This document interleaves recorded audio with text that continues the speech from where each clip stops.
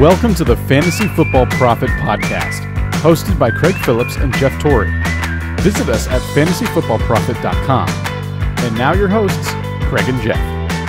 Welcome everyone to the Fantasy Football Prophet Podcast. I'm Craig Phillips, joined as always by Jeff Torrey. And today, Jeff, we got a little Week 9 recap.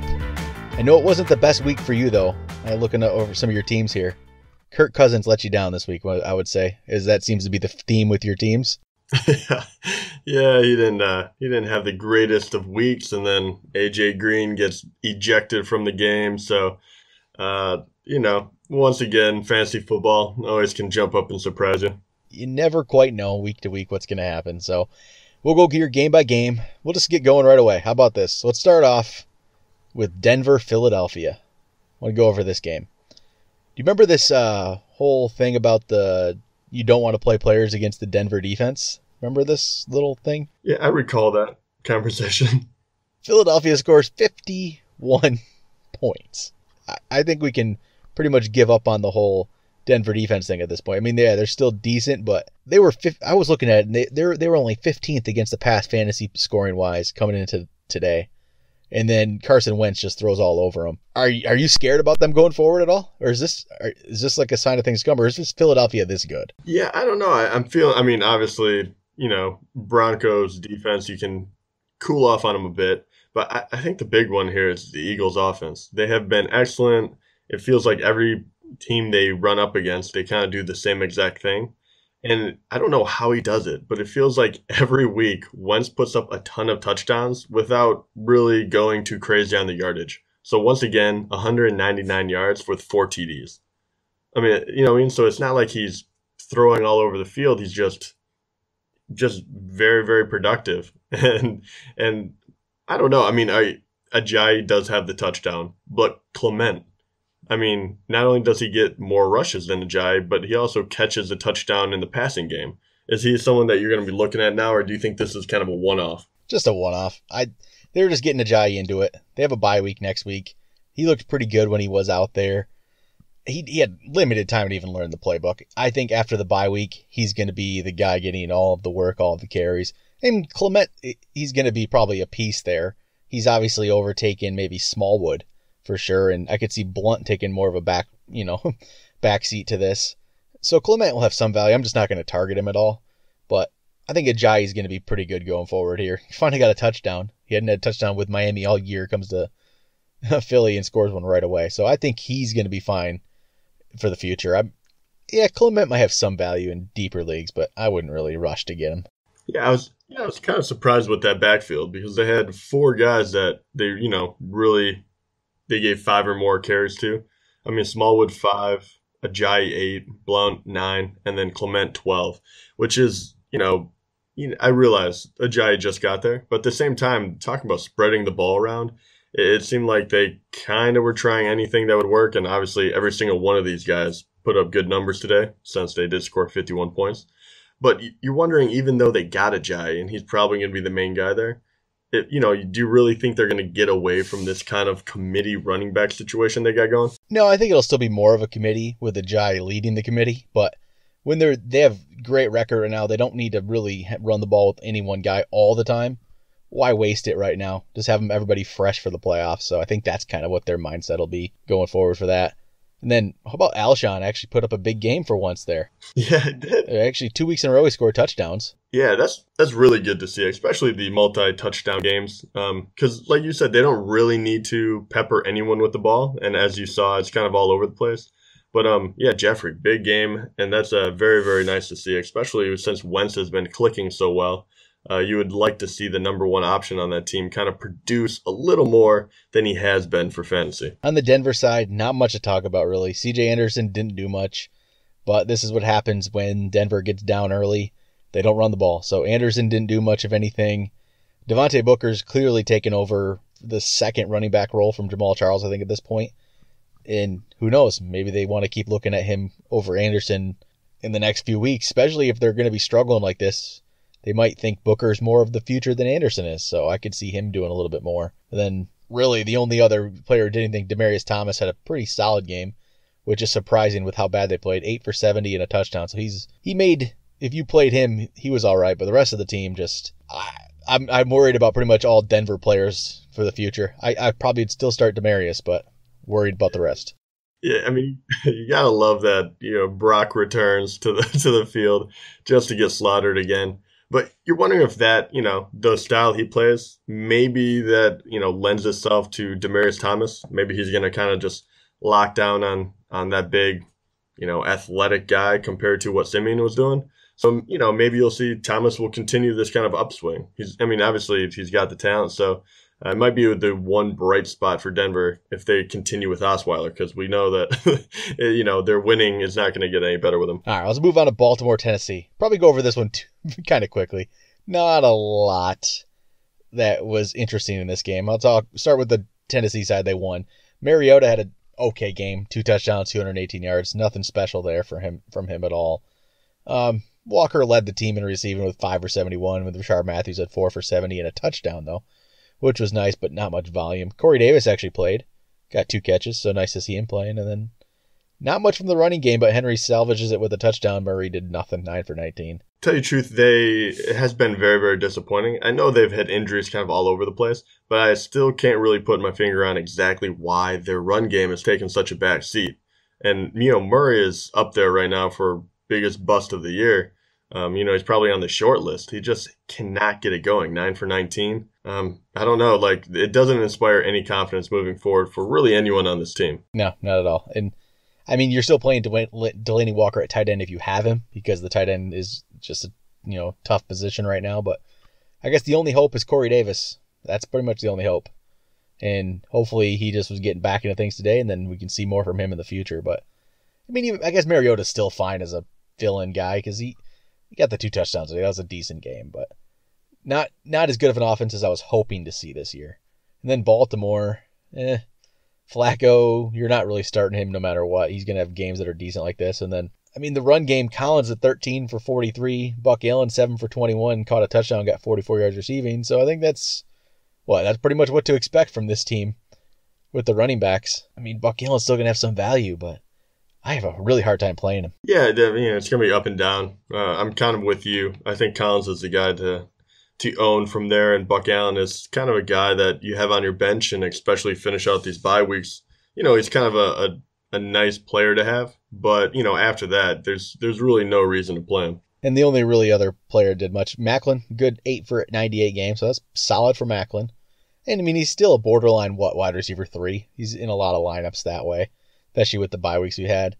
So decent outing, but I think once everyone's teams are back to full strength with no bye weeks, Macklin's probably not too much of an option for you. But he's been decent enough as a fill-in. All right, how about the next game here? Another kind of an ugly game, at least for one side of the teams. New Orleans, Tampa Bay. And the Saints beat up on Tampa 30-10. Jameis Winston goes out with an injury. I was going to say, what is happening to the Bucs, man? They're just looking terrible lately. Doug Martin, 8 carries for 7 yards. I don't think he even played the second half. I don't know why that was. What was going on? I literally go through this entire team, and there's no one that stands out. It was just poor all the way. Cameron Brate, 1 for 9. It's just bad. You're still playing Evans, but we've talked about Evans, though, last few weeks, that he's not putting up these big games. And if they're going to play this badly, we're not going to see him. Evans, he's not this elite wide receiver 1. No, not with Winston playing the way he is. And he still has put up good numbers this year. But yeah, I guess the red zone production just hasn't been there. And, I don't know, Winston used to throw, even when he threw interceptions, he'd throw a lot of touchdowns, but seems to be kind of heavy on one side, lately. But, the bright side about this game is obviously the Saints, who seem to have gotten it together. Breeze goes out, does his thing like usual, but the one that was probably the most intriguing, not only because I own him in a lot of stuff, but is Kamara, who as soon as AP got traded, just looks like his weight in gold. Man, he is good. And I'm happy we were on this one early because we saw the talent there. And he fits this Saints offense perfectly, I think. He's the perfect player for that. I love that he scores both rushing and receiving the ball. He was their second top receiving. Obviously, Thomas was 8 receptions, 65 yards. Kamara actually only had 2 less receptions, so 6 for 84 and a touchdown. And then they hand the ball off to him 10 times for 68 and a touchdown as well. I mean, this guy moving forward I think he's the number one. He could, I don't want to get ahead of myself too much because Thomas and Ingram are both wonderful players, but because he gets production in both, I almost feel safer playing Kamara than I would the other two. Do you feel the same, or do you think I'm jumping the gun? No, I agree, because even if he doesn't get the rushing numbers one game, he's probably going to get the receiving numbers. He's not going to have every game like this where he gets both, but he's going to have very few games where he fails in both categories. You know what I mean? It's going to be at least one or the other, so he's going to be valuable every time. And man, I'm excited about Kamara. And the sad thing is I don't own him basically in any leagues. I didn't really follow my advice on that because I knew the talent was there, but I didn't see it coming like this, especially with that crowded backfield. But man, he's good. He's something to watch here. All right, next game. There's not much else in that game, I guess. Ted Ginn scores a touchdown. You run out players really quickly. There's not much, is there? Yeah. Ted Ginn did score a touchdown though, so he's continuing to be valuable. That's an interesting. He sneaks into definitely. I mean, more than playable. I'll give him he almost had 16 points today for in standard scoring. So definitely still trotting along. He's just quietly producing. All right, how about the Rams-Giants? And the Rams put up 51 points. I was going to say, what is up with these random teams scoring 51 today? Feels like every other game. The Rams and Eagles this year, they are good, both of them.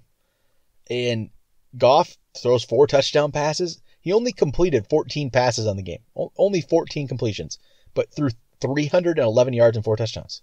Yeah, how crazy is that? I mean, just throwing these bombs and a lot of them going to Woods, which is even kind of crazier. And he is another guy that has been quietly producing. And obviously this is kind of a leap forward, but 4 catches for 70 yards and 2 touchdowns. All of a sudden, this guy's kind of on the map, and he has been a better ad than Watkins, even though Watkins had the one big bomb today for the touchdown. Watkins, oh man, he did something. He did. I mean, that's what he can do. I mean, a 67-yard bomb. It doesn't, points are points. I wish there was more to it than just one catch, but hey, it's something. And then Gurley just does his thing. He doesn't look. I mean, the running the ball wasn't great today, but hey, 2 touchdowns. So. Yeah, the only thing that kind of worries me about that was the fact that Brown pretty much matched him for the amount of carries. I mean, obviously they were blowing the Giants out of the water, so I kind of get it.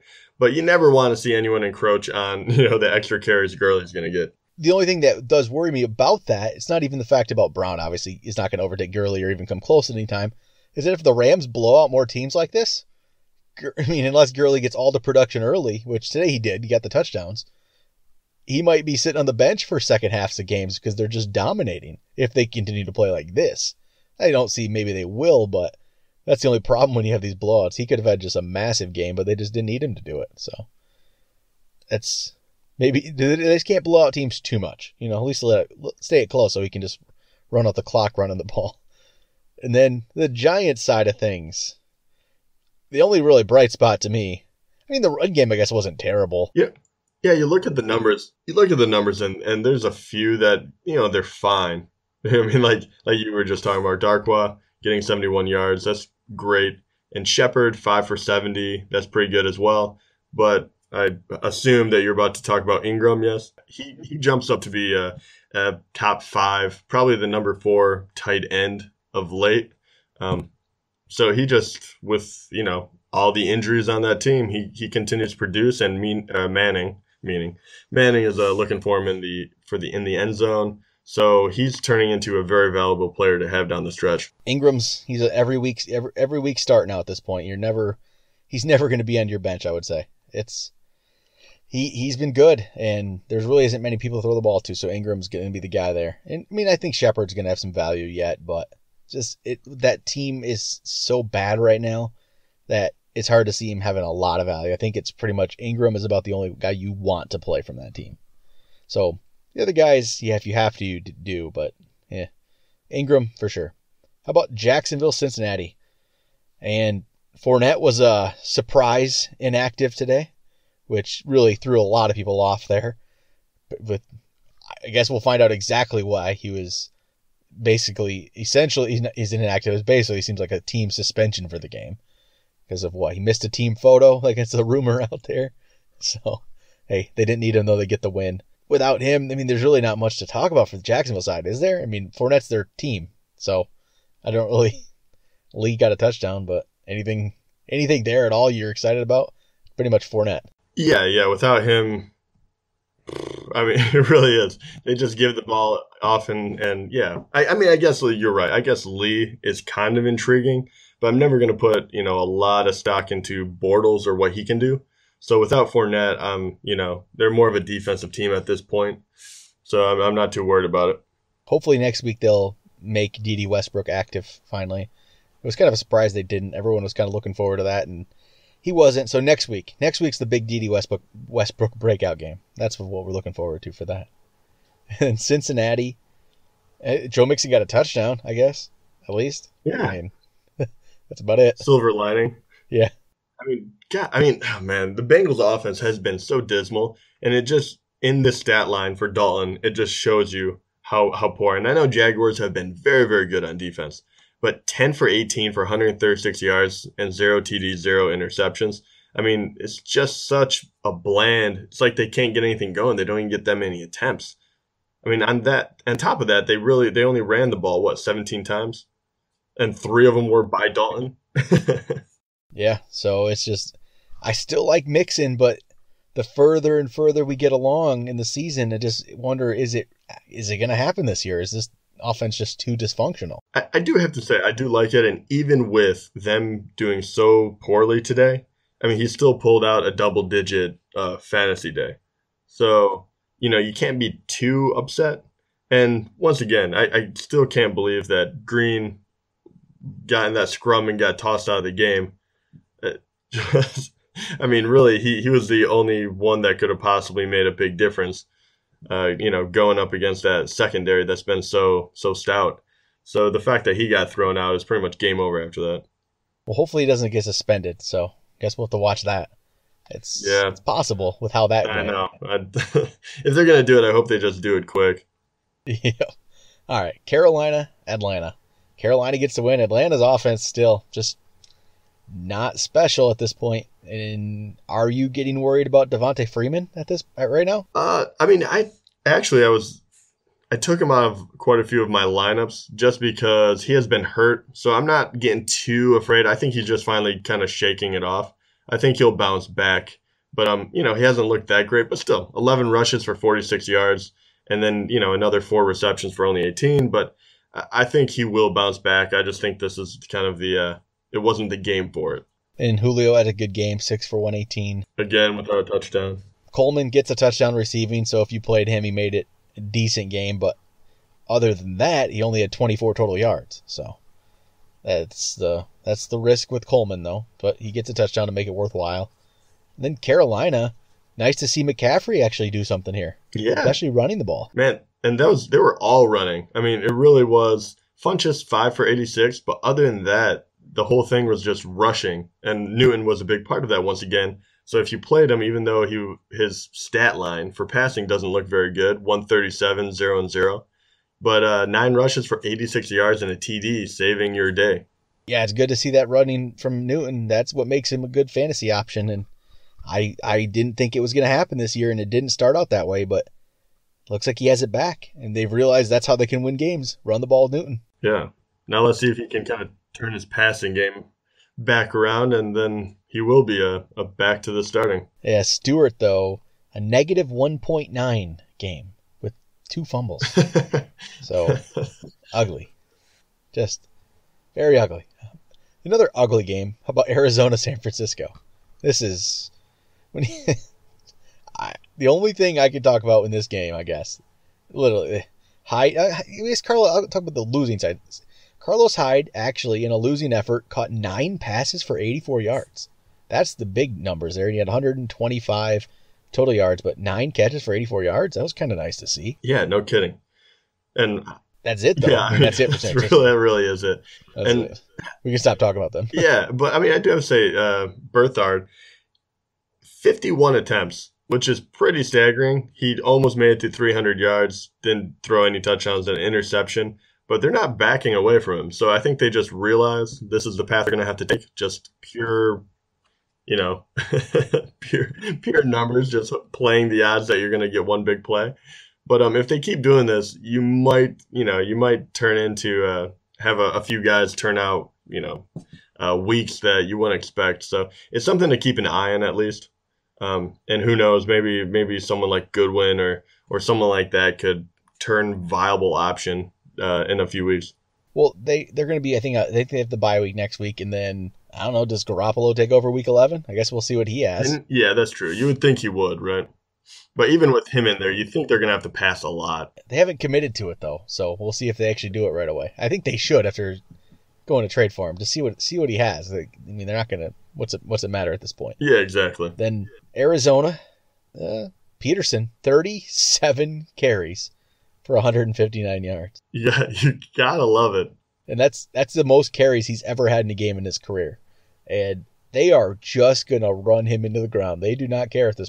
Which is great for fantasy owners. I mean, if you know he's gonna get over 20 carries, almost double that this time around. But, the guy can easily run for 100 yards a game, and you just hope he gets into the end zone, which he didn't today. But, I mean, still, I'll take, almost 16 points from no touchdowns. And basically, it's Peterson and Larry Fitzgerald are really your only fantasy options on this team at this point. Fitzgerald, decent. He still was able to get an okay game with Stanton at quarterback. Stanton did throw 2 touchdowns, but it's Peterson, Fitzgerald. The rest of the players you can just, don't worry about. John Brown, did he have 1 catch, I think, for 52 yards? And that's about it. So the rest of the guys I just don't even worry about. How about Dallas, Kansas City? Dallas gets the win behind another good game from Zeke. We'll see if this is the last one we'll have before a suspension. Yeah, every time I get cocky and pretty much say I told you so by picking up McFadden or something, the fantasy football cosmic, tomfoolery just drops me on my head again. So I'm going to just stop saying he's going to get suspended and say, hey, maybe he'll play the entire year. And then hopefully he'll probably get suspended. Dak had another great game, got the rushing touchdown, so he's been terrific. Then Terrence Williams, 9 for 141. Going big. But every once in a while you get this game from Terrence Williams, I feel like. Over the last how many years have we seen a big game from Terrence Williams? You get excited about it, and then you realize it's Terrence Williams. And next week he'll probably have 5 for 20. Yeah, he's not to be trusted even after this show up. But the other guy, every once in a while, you get excited about him, is Beasley, and he turns 4 catches into 2 touchdowns. So it's always fun to see that guy do well. We haven't talked about him at all this year. So no, he was kind of the darling of fantasy last year when Dez was hurt, and he obviously hasn't gotten the same kind of love because he hasn't been able to produce quite as well. But turns out this game. And then Dez had the 6 for 73, hurt his ankle later in the game. I think it sounds like he's going to be fine for next week. So I guess it's something to watch, though. But it looks early indications are he'll be playing next week and be fine. Then Kansas City, a decent game from Alex Smith. Travis Kelce gets one of the touchdowns. Another good game from him. Tyreek Hill is just ridiculous, scoring at the end of the first half. I don't even know how he scored that touchdown. This guy is just ridiculous, but only 2 catches. Hey, but he made it work with 1 touchdown. That's what he does. And then Kareem Hunt. This is the one I'm interested about. Do you think this is more of a sign that things to come for Kareem Hunt, and this is kind of more what we should expect in those first few weeks? He'll never quite reach that level. That was just a little crazy. This isn't probably, he'll be better than this, but yeah, what do you think he's going to do? Yeah, I think he kind of, I think this is probably a little bit low. Obviously they have the bye week and then they get going again. I think the rest will do him good. But I think he kind of hit his in the middle weeks, right? He started off and he was going bananas. He had 40, over 20, and then he started getting into pretty much 11 to 12 points every week. And I think that's where you can kind of see him. The last 2 weeks he struggled, but once again against good teams, so Denver and Dallas, he just couldn't get in. He just hasn't been able to get in the end zone rushing since week 4, really. So I think this is going to be it going forward, which is also a little scary because I feel like this is what the Chiefs kind of do. I feel like they slow down, and then by the time they hit the playoffs, they get destroyed by someone. So I don't know. What do you think? What do you think about how he's going to finish out? I mean, I think he's going to be still obviously a number one running back, but early on, a lot of what he did seemed to be, remember, like his stats were almost inflated with the late, long touchdown runs that he just broke free and just really, really inflated those stats, which he was still doing fine. He was doing really good, but it made it even look like he was just ridiculously good. I mean, again, I'm going to go back to this. He was a later pick in the draft. What, third rounder, maybe fourth round, something like that? I don't think he's good, but I don't think he's special, really elite. I think he's very good. I just don't know if he's like Leonard Fournette good, kind of a thing. You know what I mean? Yeah. And I guess for this game too, Cowboys kind of got up. I don't know. I guess I don't know. The fact that they only rushed him 9 times, I think that's a kind of an anomaly as well. That's why I'm not too low on him, because I feel like that is going to be the lowest he's going to have this year. I feel like on that team and that offense, you have to rush that guy in double digits every single time. And as you can see, the only other time he has gotten this few carries was in Pittsburgh Week 6, which he also had 9. Other than that, the closest was 13, and then it jumps to 17. And then it gets ridiculous all the way up to 29. So they love to give this guy the ball. And I think the fact they only gave it to him 9 times is the reason why he had such a bad week. And I don't think that's going to be the usual. So I think he'll finish in the top, probably like third running back, because I think he'll continue to slow this down. And people like Bell and people that are a little more consistent, usually down the stretch, will jump him. But I think he's going to be a great running back to have, but I don't think he's going to be weeks 1 through 3 where you think this guy is going to be the one that wins me the playoffs. Well, and there's some people that might try to make the argument, or it could be valid completely. The reason Kansas City loses is because they do only run the ball with Hunt 9 times. They need to get him 15 to 20 carries. They'd be in a little better shape. I mean, there's always that argument. So you can see that side of it. How about the next game? Colts, Texans. And the Texans. I know.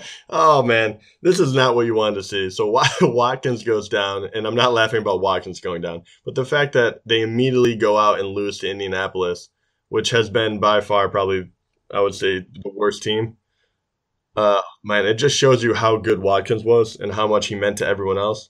And I do have to say, Hopkins didn't seem that affected, but everyone else definitely was. Yeah, and even Miller looked pretty decent with what he was given, but the problem is when they're losing like this, they don't have Watson. He's only he gets 10 carries. I mean, Foreman though at 11. There's that split again. So Miller, I think Miller's been a little better this year than people maybe are giving him credit for. But if they're going to be losing to the Colts, it's not going to really matter. I just don't think Tom Savage is the answer here for this team. No, but I mean, yeah, I think you're just kind of. Yeah, I mean, right now you're stuck with them. But, I mean, do you think that maybe there's a different option for them out there? Maybe a guy named Colin Kaepernick. Ah, there we go. But, hey, I mean, I doubt it's going to happen at this point. It seems like everything's crazy. But in reality, he would be a better option than Tom Savage or TJ Yates, who they just re-signed. And I doubt it would ever happen. But it would be nice to see with this offense. I think it would fit. But, hey. If something like that doesn't happen, I would worry. I would even worry about Hopkins. Yes, he scored the touchdown, but I would definitely worry about him. And this just killed Will Fuller's value. Will Fuller's like not playable, I think, at this point. You can't play him. Yeah, he plummets. I mean, 2 catches for 32 yards. It's not, it's not like nothing, especially for the first game back with Savage. And obviously, Hopkins 6 for 86. So Savage, it wasn't like Savage had a terrible game by any means. I mean, 19 for 44. That was pretty bad. I mean, yeah, the percentage is low, but he's still at 219 yards, which is kind of low, but a TD, no interceptions. You think that going against Indianapolis, that kind of game plan would get it done. It just didn't. So you wonder, I mean, he can't really throw more with him, but you wonder if he'll build on that. And he's not making the big mistakes. So I don't know. I just assume they'll probably stick with the guy. I'm assuming they will too. So, but maybe there'll be improvement, but I'm not sold on it. How about the Colts side? Brissett looked pretty good. 308 yards and 2 touchdowns. Really solid game from him. Pretty much almost all of that went to Hilton, which just, blew up today. only for 5 catches, 175 yards off 5 catches, 2 of those for touchdowns. I mean, we all know Hilton, what he can do, and he's good, but I never thought he was going to have a game like this, especially without luck. No, and pretty much everyone has kind of just written him off before this game. There's a lot of people that sat him. I mean, I've even heard of people dropping him, which is crazy. I always hate when people drop players like that. And he went off today. I mean, very well, I could see next week him getting like 3 catches for 30 yards. It's very, very possible with this team, but it was nice to see that he still has that in him. And then, I mean, the running game, it's all Gore with 17 carries today. Didn't really do much with it, 51 yards. Marlon Mack, 9 carries, 29 yards. And the problem with Marlon Mack is going to be, I think he's extremely talented running back, but he missed a couple blitz pickups in that game. That one of them where Brissett was sacked and it was returned for a touchdown. And that is the kind of thing that's going to keep a player off the field. You know, he can be as good as he wants to. He can be great running the ball, but if he can't pick up a blitz and this quarterback gets sacked and they score a touchdown off of it, it's going to be hard for him to see the field as much. That's a lot of rookie running backs, isn't it? They just can't. They don't have the protections down, so that it's hard to stay on the field. It's always a very main concern, especially when they're already down a quarterback. You don't want to get your QB killed every game. But I think the other thing that was very interesting in this game is the fact that Doyle continued to produce. So, not like amazing numbers, but at the same time, 8 catches, which is great to see, especially in PPR leagues, and then for 63 yards. So once again, Doyle comes out and he's able to play in the tight end position. And moving forward, he's definitely jumping into the top handful of people I would trust, which once again is great to see, especially coming down this stretch and trying to figure out what tight end you can play. All right, 2 more games. How about we talk about Washington, Seattle? And Washington gets a win here with a late touchdown with just about a minute left. Rob Kelly runs it in after Doxson got down at about the half-yard line, Jeff. Yeah, that would have been nice. Cousins would have had a much better day. And then, Robert, I'll talk about the Washington side here. Cousins, no touchdowns, 247 yards, so he disappointed in that way. But I mean, these numbers, if you saw these numbers in the other game, 21 for 31, 247, if you add 2 touchdowns to it, it's a pretty solid game. So just the touchdowns weren't there. And 2 short touchdowns went to Rob Kelly, who only ran the ball 14 for 18, though. I love those numbers. I really wish it was 14 for 14, but yeah, so he was averaging just over a yard a carry. Turns 2 of them into pay dirt. Whoever was starting Kelly out of necessity, they got a huge gift today. And then receiving-wise, it was led by Vernon Davis with 6 for 72. Doxson to the 3 for 59. No Crowder, no Jordan Reed, and yet Terrell Pryor still 2 for 17. Yeah, which, I don't understand. I made a joke about Murray, being in that biggest bust category, but I think Pryor is leading that charge very proudly, it seems like. Yeah, you got Murray and Pryor and Martavis Bryant all hanging out together, probably. Exactly. Then how about Seattle? Russell Wilson, he had about 1 point fantasy scoring at halftime and ends up with a 27.6. Does his second half thing again. They lose, though. But 297 yards, 2 touchdowns, threw the 2 picks, which hurt, but ran the ball for 77 yards. And remember the whole narrative after last week? It seemed to be, I was hearing some people say that Baldwin maybe Richardson and Lockett were becoming on the same level as Baldwin. I think after this game, it's still clear Baldwin's obviously his favorite target. 7 for 108 and a touchdown. Yeah, it was good to see him finally kind of ball out, if you will. Because, everyone else was getting love, and he was just kind of getting forgotten. But once again, huge game. Him and Wilson just have such a great rapport. Yeah, and they're going to be a good combination for the rest of the season. And then they did give the ball to Lacey early. They said they would. They actually did.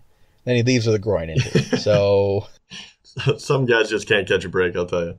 No, we never got to see what he could actually do. So still, I think you avoid Seattle running backs. So one more game. That's the game that just wrapped up just a little bit ago here. Oakland, Miami. Oakland wins by 3. Jay Cutler actually had a solid game, though, for the losing team, Miami. 34 for 42, 311 yards and 3 touchdowns. Yeah, I mean, I think you undersold it. I mean, that is one hell of a game. It really is. It's like if they won, it would be. Yes, definitely better. I didn't see this coming from Jay Cutler. I really didn't. Maybe this just shows Oakland's defense is pretty poor. I mean, that as well. That's definitely part of it. But what I like from what I saw from Cutler is the fact that he spread the ball around. Like sometimes you'll see like Hilton today. He was pretty much 3/4 of a QB's production. But really, I mean, like I'll just run him down real quick. But 6 for Thomas, 6 receptions. That is 6 receptions for Thomas, 6 receptions for Williams. 5 for Parker, and then 6 for Drake and Landry as well. And then you throw in a few to Stills and Fasano. So the fact that he spread the ball out that well, that's definitely saying something. And obviously Landry with the touchdown kind of saves his day, and then Thomas and Williams as well. So, I mean, what do you think? And everyone was speculating, obviously, after Ajayi gets traded, who is going to lead this running back? Is anyone worth anything? What did you kind of see out of that? Well, it looks like Drake is going to get most of the early down work like we kind of thought. And then Williams is going to be this passing back, which I think that's what's going to be in. It's almost, to me, it could be there's a lot of teams that do this, but it could be more, they're going to be similar to like Baltimore to me. And they could be similar value to Baltimore with, Collins, Buck Allen, Drake, Williams could be similar to that. Both not with very good offenses, and they're going to have a lot of weeks where they don't do much, but I think it's going to be a similar kind of scenario to that. But Drake did look decent with his 9 for 69, but he did get the fumble.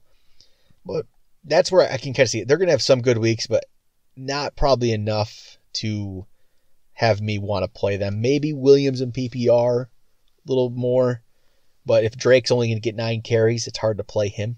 That's, it's hard to play any running back if they're only going to get 9 carries a game. Yeah, I agree. And that's why I kind of lean towards Williams. I think Drake is probably the better player. But Ajayi couldn't run the ball behind that line. I don't see how Drake is going to be that much different. And Williams, yeah, he caught the touchdown today, so obviously his numbers look good. But I would probably bank more on him finding success in the passing game than Drake being that successful trying to run the ball. Because obviously Drake did get 6 catches, though. So maybe it's one of those things that's just perception that Williams caught the touchdown. Moving forward, maybe it'll be a little different. So I'm interested, but at the same time, I'm not going to lose any sleep over it. I don't think either of these guys are going to be the answer. And then Oakland, Carr had a decent game. Not very great, but not terribly poor. Just average game for Carr, 300 yards, but only 1 touchdown. Lynch finally gets 2 touchdowns. Nice to see from Marshawn Lynch, 14 for 57 and 2 touchdowns. Probably his best game of the year, getting those touchdowns. And then Jared Cook, 8 catches for 126 yards. That is kind of impressive to me. And he's had a couple of good games now here recently. Is he starting to move into a territory where you can play him? Yeah, I feel like it's multiple years that I'm like looking at Jared Cook, and everyone always talks about how good he's going to be. I'm still very, very hesitant because I feel like he has done pretty well the last 3 weeks at least. He went 6 for 107 yards against KC, then 4 for 57 in Buffalo, which is still not bad. And then obviously this 8 for 126. They hit a bye, then it goes New England, Denver, Giants, and KC again. I think there's better options out there, but I think Cook has turned into a top 10 guy. Like I think he's probably borderline tight end 1. But at the same time, there's just not that many tight ends out there that I trust. So he'll probably stay in the conversation, but I'm still not that excited about him. He can completely disappear as he did in a couple of weeks already, like 5 and 6.5 and then 1.4. So. And then Amari Cooper, 4 catches for 58 and Crabtree 3 for 40. So at least Cooper isn't putting up his early season numbers anymore, but he's also not putting up numbers like he did a few weeks ago where he just went completely off, which is always going to be a disappointment when he's like this because there's so much more there. And I don't know when it's going to be good, when it's not anymore. So I'm just you still play Amari Cooper, but he's disappointment to me. Yeah. Hopefully you were able to trade him after that big week. Maybe some of you were smart and did that. I have a feeling that most of us probably held on to him thinking that he was turning the corner. But yep. I think that's probably after that game, how good he was. Everyone kind of thought that's how it's going to be. But yeah, you play him, though. You play him because if you don't, you're going to miss that big week. The only way you're ever going to get the big weeks if you keep him in your lineup. So keep playing him. All right, I think that's going to do it, though. I think we hit every game for week 9. So we'll be back with waivers on Tuesday. There might be a couple players out there. Again, I don't think it's anything that interesting, though. Not a lot of great options.